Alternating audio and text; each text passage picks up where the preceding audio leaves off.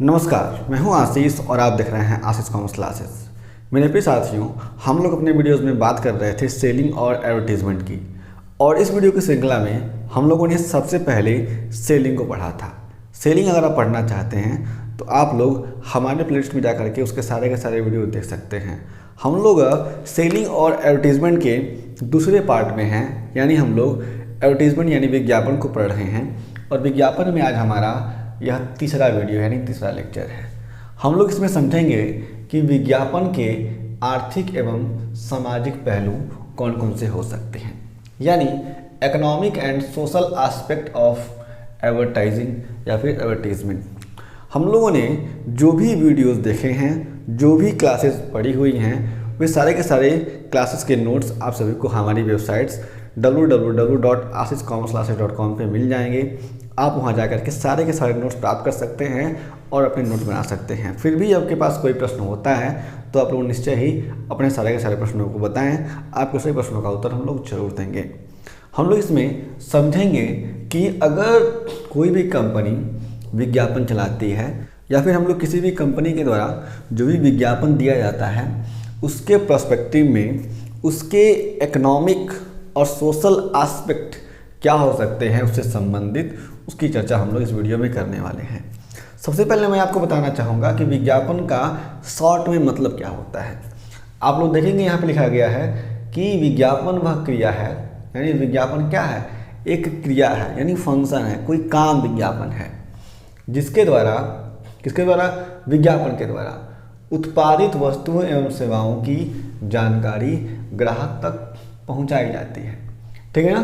तो विज्ञापन के द्वारा अगर कोई भी कंपनी है उसके द्वारा जो भी गुड्स और सर्विसेज प्रोड्यूस किए जा रहे हैं उन सारे के सारे गुड्स और सर्विसेज की जानकारी, यानी वह गुड्स कैसा है, उसकी क्वालिटी कैसी है, उसकी क्वांटिटी कैसी है, और वह किसी भी ग्राहक के लिए कितना उपयोगी है और किस मार्केट के लिए है, किस तरह के ग्राहक के लिए है, ये सारी की सारी बातें जब किसी भी कंपनी के द्वारा, किसी भी बिजनेसमैन के द्वारा, किसी भी बिजनेस के द्वारा ग्राहक तक यानी कंज्यूमर तक पहुंचाया जाता है तो इस काम को हम लोग कह सकते हैं कि यह काम क्या है, विज्ञापन है, यानी एडवर्टाइजिंग है।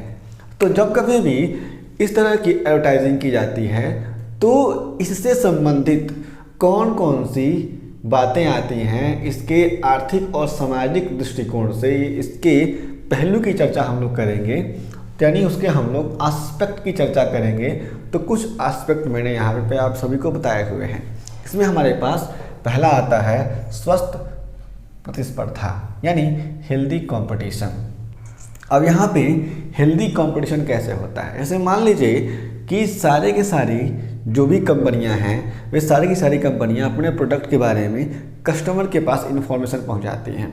तो जब वे सारी की सारी कंपनियां अपने प्रोडक्ट का इंफॉर्मेशन कस्टमर तक पहुंचा रही हैं और वह सारा का सारा इंफॉर्मेशन एक्यूरेट है, ठीक है ना, जो इन्फॉर्मेशन जो भी फैक्ट है वही इन्फॉर्मेशन पहुंचाए जा रहे हैं, तो निश्चय ही जो भी तमाम तरह की कंपनियां हैं, मान लीजिए ABCDEFGH, ये सारी कंपनियां हैं, इंडिविजुअल कंपनियां हैं, ये सारी की सारी कंपनियां अगर कोई भी प्रोडक्ट प्रोड्यूस कर रही हैं तो इन्फॉर्मेशन अगर सही से पहुंचाती हैं तो ग्राहक सोचता है कि मुझे कौन सा प्रोडक्ट खरीदना है, तो ग्राहक को जो चीज़ें अच्छी लगती हैं वह प्रोडक्ट खरीदता है। इससे एडवर्टीजमेंट से जो मार्केट में हेल्दी कंपटीशन होता है वह बना रहता है और सारे के सारे कॉम्पिटिटर आपस में हेल्दी कंपटीशन करते हैं, मोनोपोली क्रिएट करने का प्रयास नहीं करते हैं, तमाम तरह की जो भी डिफेक्टिव इन्फॉर्मेशन हो सकता है वे देने का प्रयास नहीं करते हैं। इसलिए हम लोग कह सकते हैं कि यह क्या है, एक आर्थिक और सामाजिक पहलू हो सकता है। अगला है देश का विकास, ठीक है ना, डेवलपमेंट ऑफ द कंट्री। हमें ये समझना होता है कि अगर सही तरीके से एडवर्टाइजिंग की जाती है तो निश्चय ही देश का विकास होगा। अब देश का विकास कैसे होगा, ऐसे मान लीजिए कि जो भी इंफॉर्मेशन दिए जा रहे हैं किसी भी कंपनी के द्वारा वे सारे के सारे इन्फॉर्मेशन सही तरीके से दिए जा रहे हैं, वे सारे के सारे इन्फॉर्मेशन सही हैं, तो जो भी ग्राहक है वो क्या करेगा, रेस्पेक्टिव ग्राहक जिसको जो चीज़ लेना होगा वह लेगा, और इससे क्या होगा, इकोनॉमी में हमारे पास डिमांड और सप्लाई क्रिएट होगा, और डिमांड और सप्लाई क्रिएट होने से हमारी इकोनॉमी का डेवलपमेंट यानी हमारे देश का विकास भी होगा। जब गुड्स क्या होंगे, हमारे पास आएंगे और लोग क्या करेंगे, खरीदेंगे। और जब हम लोग शॉर्टकट में ये कह सकते हैं कि जब वस्तुओं एवं सेवाओं का क्रय विक्रय होगा, इससे डेवलपमेंट जरूर होगा। आगे हम लोग समझेंगे तो तीसरा कहा गया है व्यक्तियों की जीविका यानी लाइवलीहुड ऑफ द पर्सन्स। यहाँ पर जो भी कस्टमर्स हैं, जो भी सेलर्स हैं, जो भी बायर्स हैं, उनकी जो जीविका है वो क्या करती है, यहाँ पर देखी जाती है। अब यहाँ पर दो बातें समझ में हमें आनी चाहिए। पहला कि जो भी ग्राहक है वह अपनी जीविका के अनुसार ही क्या करेगा, किसी भी गुड्स या सर्विस को वहाँ से खरीद के लाता है जो किसी भी कंपनी के द्वारा प्रोड्यूस किया जाता है। और यहाँ पर और भी बातें हमें समझनी चाहिए कंपनी के पर्सपेक्टिव से कि जो भी कंपनियाँ हैं वह लोगों की जीविका के अनुसार यानी किसी भी पर्सन का कैपेसिटी कितना है, इनकम सोर्स कितना है, तो वहाँ पर सेगमेंट में डिवाइड करके जो भी कंपनियाँ होती हैं अपने मार्केट को रखती हैं और उसी हिसाब से उसी तरह के कस्टमर के लिए उस तरह के गुड्स प्रोड्यूस करती हैं और उसे मार्केट में उतारती हैं, उसका एडवर्टीजमेंट करती हैं। ठीक है। अगला आता है समाज के रहन सहन के स्तर में वृद्धि यानी increase in standard of living of society. जैसे मान लीजिए कि कोई भी गुड्स, कोई भी मान लीजिए जैकेट है, वह जैकेट मार्केट में नया नया आया हुआ है, तो यहाँ पर आप लोग देखेंगे समझेंगे कि जो चीज़ें मार्केट में, मान लीजिए मैं जैकेट की बात करता हूँ तो वह मान लीजिए जैकेट पहले मेट्रो सिटी में बिक रहा था, अब उसको ओवरऑल इंडिया में मान लीजिए वह बिक रहा है, तो निश्चय ही उस तरह के जैकेट क्या करेंगे, लोग खरीदेंगे और अपने जीवन में उपयोग करेंगे, ठंडी से बचेंगे। इसलिए क्या होगा, उनके जो भी रहन सहन के तरीके हैं उनमें वृद्धि हो सकती है। इसी प्रकार से तमाम तरह के गुड्स और भी हो सकते हैं, खाने पीने की चीज़ें हो सकती हैं, घर में जो भी चीज़ें इस्तेमाल होती हैं वे हो सकती हैं, ये तमाम तरह की चीज़ें आ सकती हैं, जिससे क्या होता है कंपनियों के द्वारा जो प्रोड्यूस किया जाता है और मार्केट में उतारा जाता है, एडवर्टीजमेंट के थ्रू क्या हो सकता है कि रहन सहन के स्तर में वृद्धि हो सकती है। ये बातें आपको समझनी है। अगला है सभ्यता का विकास यानी डेवलपमेंट ऑफ सिविलाइजेशंस।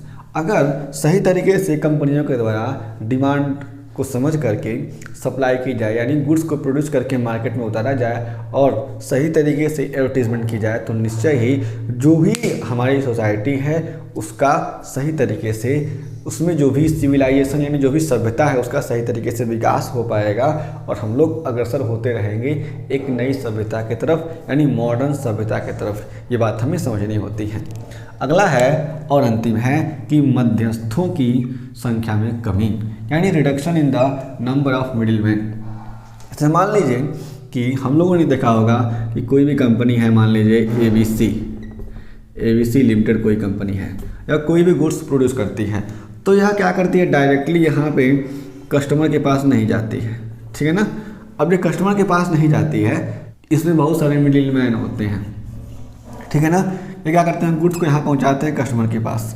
तो अगर कंपनी सही तरीके से एडवर्टीजमेंट करेगी तो सारे के सारे इन्फॉर्मेशन डायरेक्टली पहुँच पाएंगे कस्टमर के पास।